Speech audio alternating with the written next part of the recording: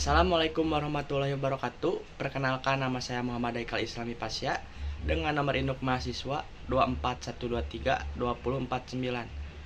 dengan mata kuliah Kebudayaan Sunda.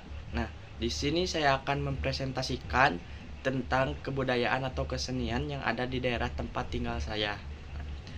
Di sini ada kesenian kuda lumping, yaitu kuda lumping adalah suatu kesenian yang berkembang atau yang diciptakan di daerah Sapan, Tegaluar di Kecamatan Bojong Soang, Kabupaten Bandung.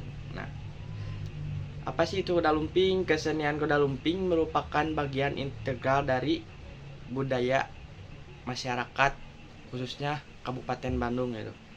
Biasa digelar pada acara hajatan seperti khitanan, pernikahan, gusaran, lalu ulang tahun, lalu bisa juga dalam acara festival 17 Agustusan, lalu bisa acara hari jadi ketika hari jadi daerah gitu.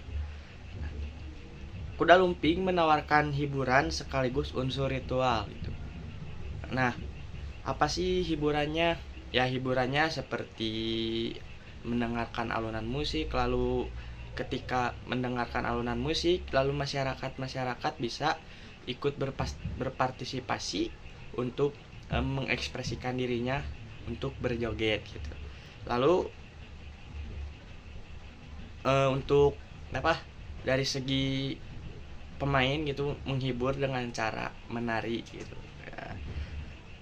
Asalnya yang terinspirasi dari Singa Depok, dari Subang. Nah, telah mengalami perkembangan signifikan dalam hal properti musik, kostum, dan terutama praktik kerasukan yang menjadi ciri khasnya. Nah, di sini saya akan menjelaskan secara objektifnya. Asal usul dan pengembangan. Nah, dari seperti yang sebelumnya saya bilang dari pendahuluan, kesenian kuda lumping terpengaruh oleh kesenian Singa Depok dari Subang gitu. Namun memiliki perbedaan dalam aspek-aspek seperti kerasukan, properti, alat musik, dan kostum.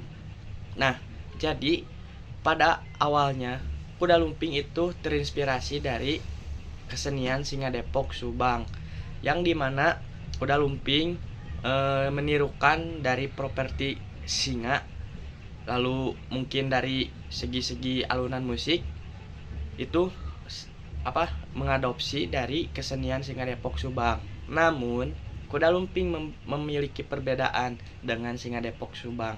Telah banyak modifikasi yang dikembangkan, yang diinovasikan oleh kesenian kuda lumping, ya seperti alat musik. Kuda lumping menggunakan yaitu alat musik berjenis dog gitu.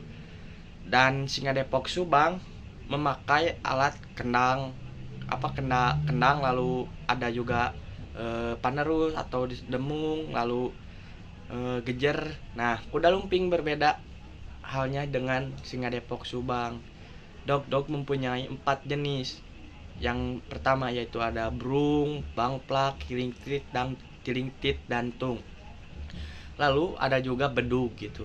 Dan bisa ditambahkan goong, tarompet, lalu dan sinden gitu. Nah, untuk kostum mungkin yang memiliki perbedaan yaitu kostum pemain yang kerasukan gitu. Nah, untuk properti kostum yaitu seperti ada kostum monyet, lalu ada kostum Bang Barongan, dan ada kuda gitu, kuda dari yang terbuat dari epa gitu. Next. Nah, dalam kuda lumping, dari segi pemain yang kerasukan mempunyai karakteristik masing-masing gitu. Karakter dalam kuda lumping seperti kuda, barong, monyet, dan gerandong masing-masing memiliki tarian dan gestur yang khas gitu, mempunyai karakter masing-masing. Tarian kuda meniru gerakan kuda asli. Barong cenderung mengikuti irama dog yang insentif. Nah, untuk Bang Barongan itu bisa disebut menirukan dengan gaya buaya gitu.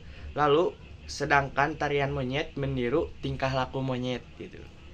Next, alat musik kesenian kuda lumping. Nah, tadi udah dibahas kan, di sini kita dibahas secara detail lagi. Ada dog-dog, lalu kendang soren, bedug, gong, trompet, dan sinden. Membentuk iringan musik yang dinamis dan khas. Masing-masing alat musik memiliki peran penting dalam menciptakan suasana pertunjukan.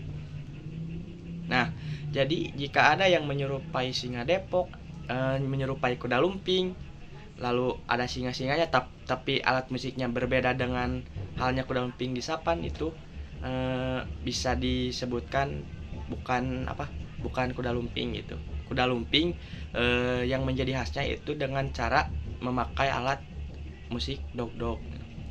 Ritual dan prosesi. Ritual pembuka sasajen, lalu sambutan, muka parupuyan, atraksi, kerasukan. Lalu setelah acaranya beres, lalu ada penutupan atau sasadu kepada masyarakat setempat. Nah, secara subjektif, kesenian kuda lumping yaitu mempunyai dua pandangan, yaitu untuk pandangan emik. Nah, di sini ada ritual kehiburan.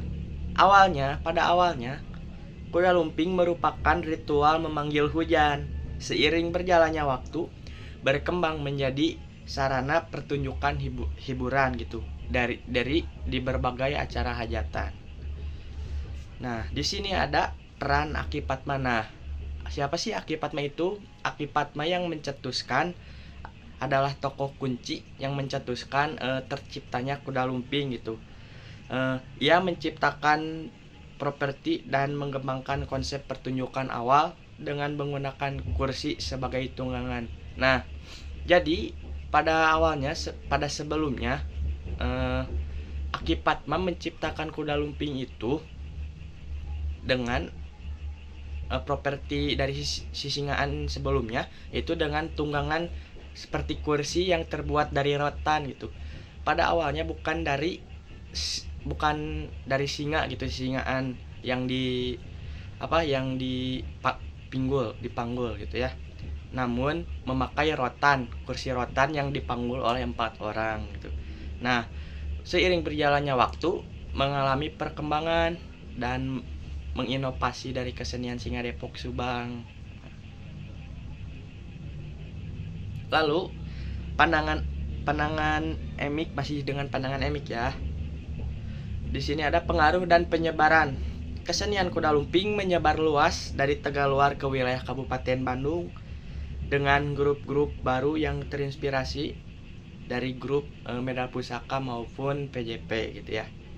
Fungsi sosial, kuda lumping menjadi sarana komunikasi dan hiburan, mempersatukan masyarakat dan melestarikan tradisi.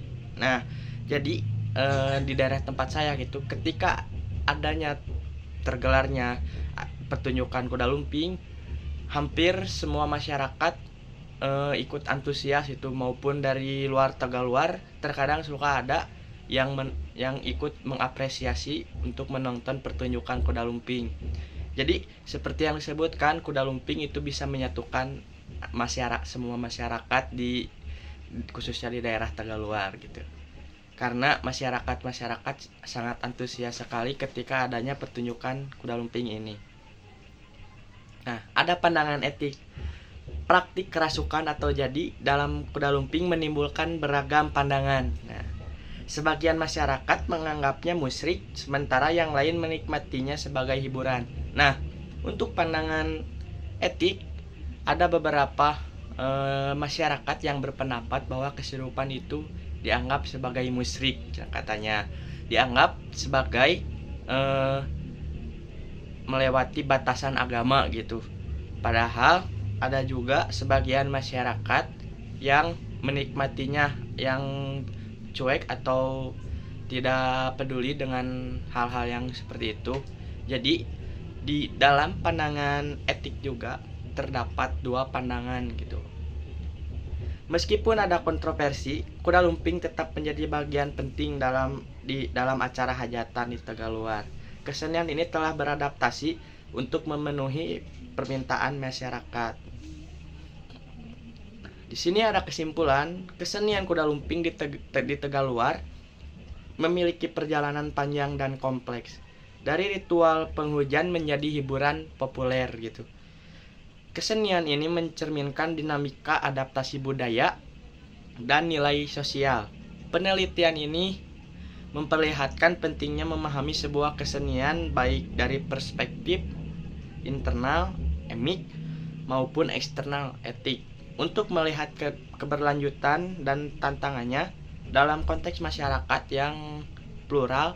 Kontroversi terkait praktik kerasukan menunjukkan perlunya dialog dan pemahaman yang lebih luas tentang nilai-nilai budaya dalam masyarakat. Nah, jadi masyarakat ataupun kita harus lebih memahami lagi arti tentang budaya, lalu tentang simbol-simbol maupun hukum-hukumnya, supaya tidak menjadi salah pemahaman gitu.